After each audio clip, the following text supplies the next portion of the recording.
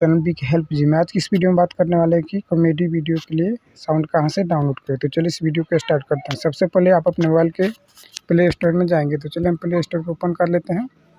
Play store में जाने के बाद यहाँ पर सर्च मारना है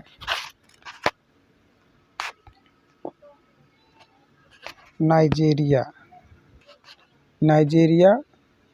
कॉमेडी।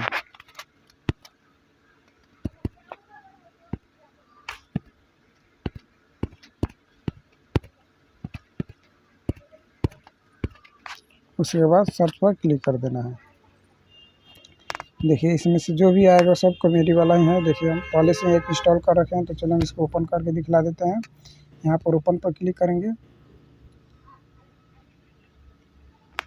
देखिए यहाँ पर जितना भी वॉइस है सब एक कॉमेडी वीडियो में डाला जाता है। जैसे यहाँ पर इन्वेस्टिगेशन है, पंच है, अलर्ट है, कार हॉर्न है, फनी इफेक्ट्स है, यानी ऑल टोटल यानी इसमें का जितना भी ऐप्स है ये कॉपीराइट फ्री आप इसको डाउनलोड कर सकते हैं, अपने चैनल में डाल सकते हैं। अगर ये वीडियो आपको हेल्पफुल लगे तो इसको लाइक शेयर जरूर करें। Thanks for watching this video.